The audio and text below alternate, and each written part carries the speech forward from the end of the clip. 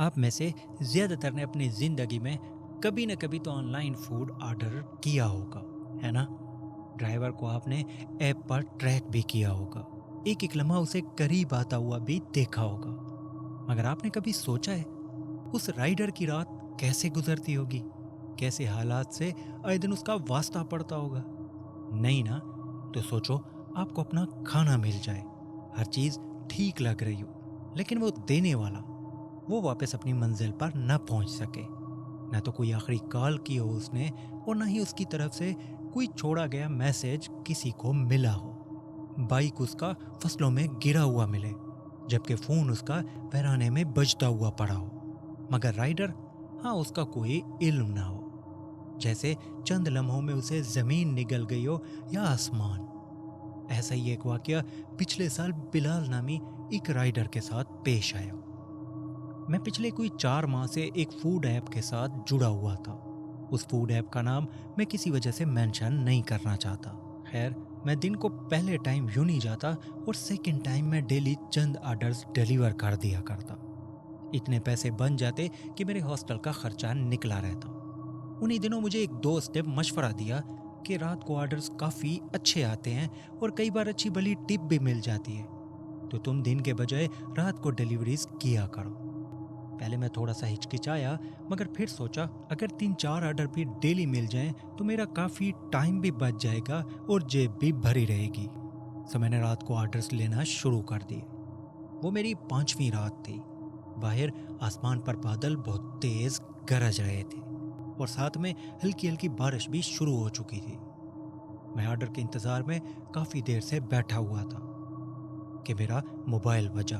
ایک order receive ہوا تھا، مگر نمبر تھوڑا عجیب سا تھا، ایسے جیسے وہ اسپیشل نمبر نہیں ہوتے، ایسا ہی نمبر تھا۔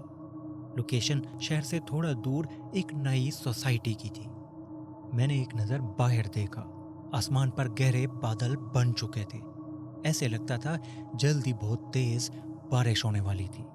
ایک نگاہ سامنے گھڑی پر گھمائی، 11:19۔ ساتھ میں آرڈر دیکھا تو فاصلہ کم اور پیمنٹ بڑی اچھی تھی۔ چند لمحوں کو سوچا اور پھر آرڈر لیتے ہی میں نکل پڑا۔ ایک تو موسم ایسا تھا، اوپر سے رات کے اس پہر روڈ کافی سنسان دکھائی دے رہے تھے۔ اس 20 منٹ کی رائیڈ میں مجھے بس چند ایک کار والوں نے ہی کراس کیا۔ شہر سے باہر نکلتے ہی مانو ہر طرف اندھیرا چھایا ہوا تھا، ایسے لگتا ہی نہیں تھا کہ یہاں کوئی انسان رہتے ہوں گے۔ لوڈ شیڈنگ کی وجہ سے بس چند گھروں کی ہی لائٹس وغیرہ جل رہی تھی۔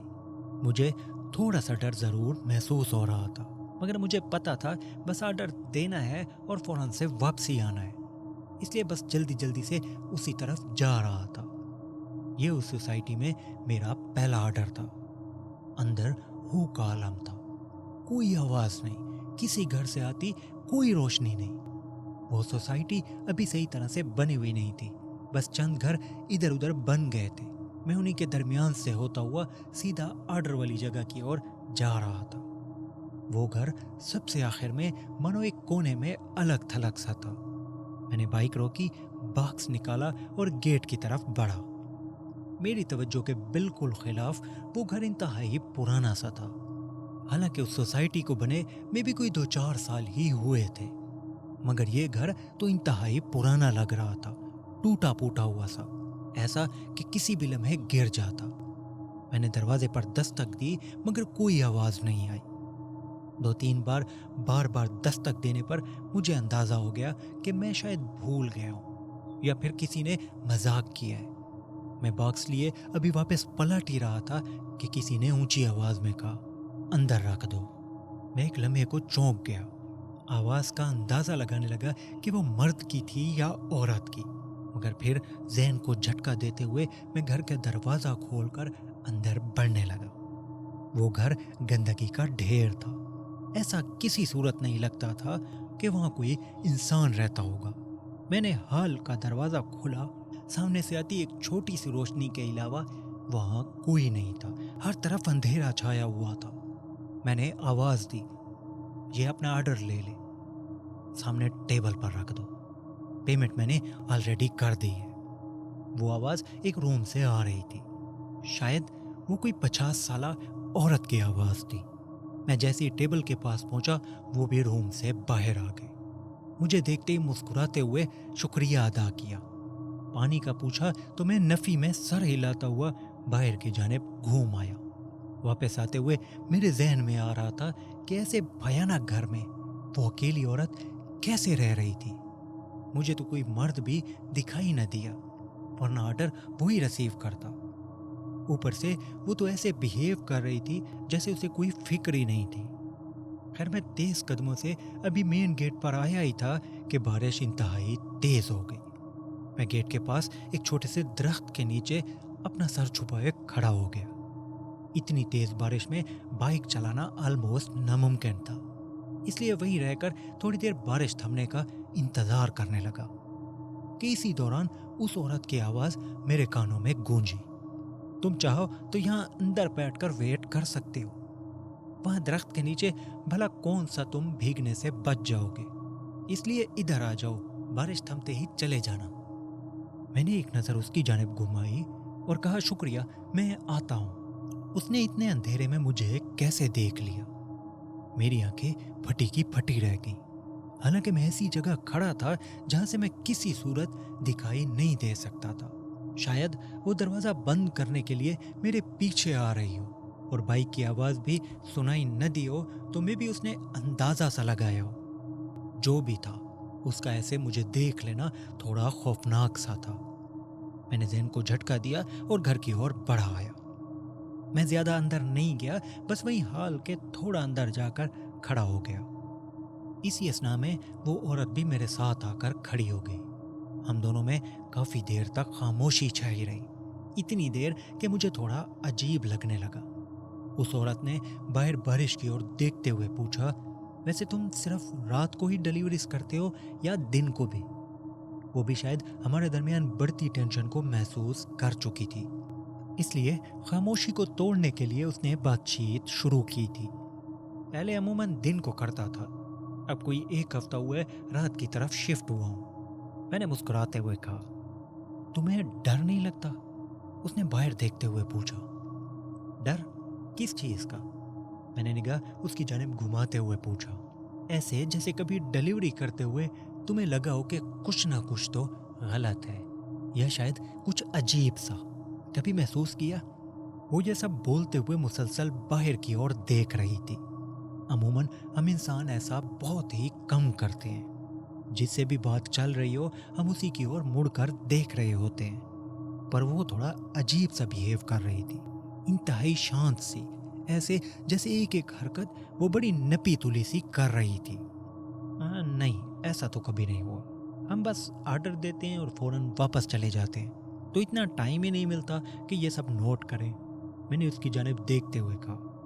वो थोड़ा सा मुस्कुराई और फिर मेरी जानिब देख कर बोली, तुम्हें पता है, अक्सर डिलीवरीज वैसी नहीं होती जैसी तुम सोच रहे होते हो। कभी कभार कुछ और मखलूकात भी खाने के ऑर्डर्स कर देती है और राइडर को इल्म ही नहीं होता कि वो किसे डिलीवर कर रहा है। अजीब है ना? उसकी आवाज मानो मेरी कुव्वत समात से टकराई ही नहीं थी। ऐसे माहौल में इतनी खौफनाक बात को तो मैं किसी सूरत एक्सपेक्ट नहीं कर रहा था।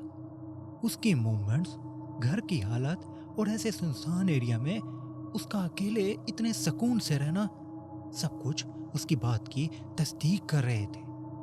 मैंने खुद को संभालते हुए कहा, क्या मतलब, कौन सी मखलूका? हकीकत ये थी कि मैं अंदर ही अंदर जान गया था कि या तो ये औरत भी किसी और मखलूकात से है या फिर वो बस एक पागल औरत है जिसे इतनी भी समझ नहीं कि कौन से मौके पर कैसी बातें की जाती हैं।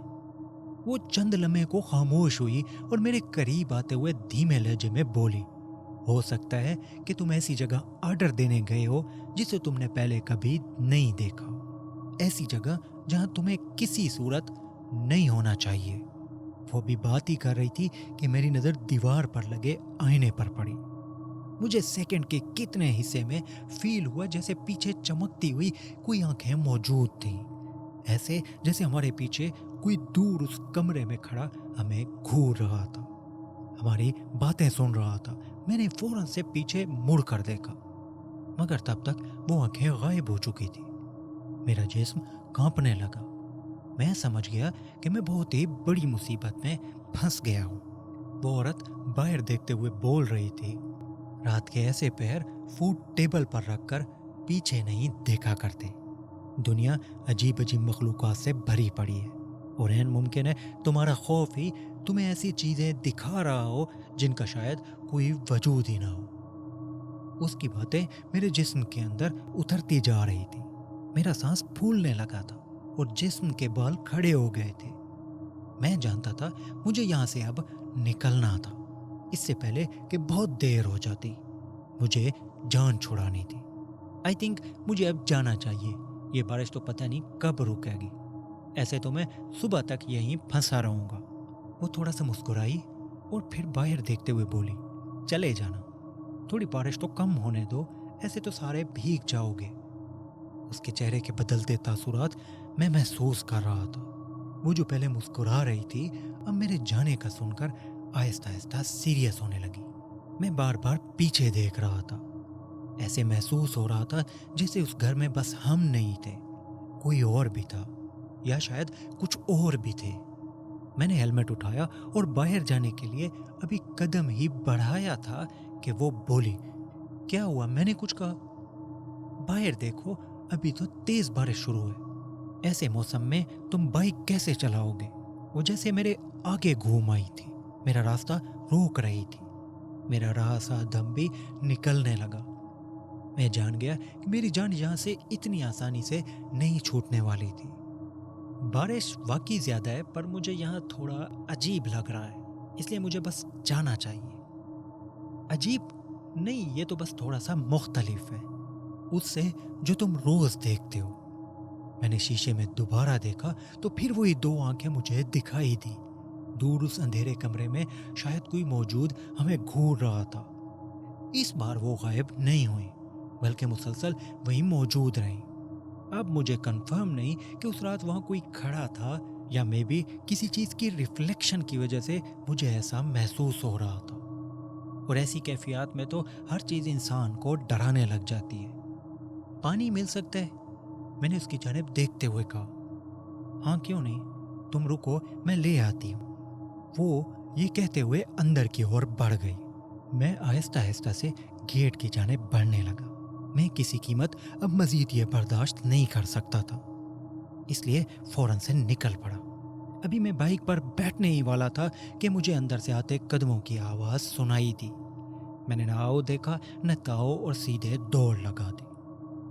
میں اپنے گھر سے چونکہ کافی دور تھا، اس لیے روڈ تک آتے آتے ہی مجھے کافی دیر لگ گئی۔ روڈ پر میں نے بڑی دیر انتظار کیا، پر کوئی رکشہ کوئی ٹیکسی مجھے اس ایریا میں نہ ملی۔ سو میں ایک قریبی مسجد چلا آیا۔ وہاں مسجد کا دروازہ کھولتے ہی میں نے رات وہیں گزار دی۔ صبح اٹھا، واپس گیا، 2-4 دوستوں کو ساتھ لایا اور اسی لوکیشن پر جا پہنچا۔ وہاں میری بائک روڈ کی ایک سائڈ پر پڑی ہوئی تھی۔ میرا موبائل تھوڑا سا دور گرا پڑا تھا۔ میں رات کو اتنی اسپیڈ سے بھاگا تھا کہ پتہ نہیں کیا کیا میرا وہاں گر گیا تھا۔ سو جس لوکیشن پر میں رات آیا تھا وہاں کوئی گھر نہیں تھا، یا شاید وہ لوکیشن مجھ سے مس ہو گئی تھی۔ جو بھی تھا، جہاں میری بائک پڑی تھی، موبائل پڑا تھا، وہاں ایٹ لیسٹ آس پاس کوئی گھر نہیں تھا۔ بھائی، یہ تھی میری کہانی، ایسا واقعہ جو مجھے آج بھی کبھی کبھی ڈراتا ہے۔ امید ہے آپ کو ضرور پسند آئی ہوگی۔ باقی ملتے ہیں کسی اور سٹوری میں۔ شکریہ۔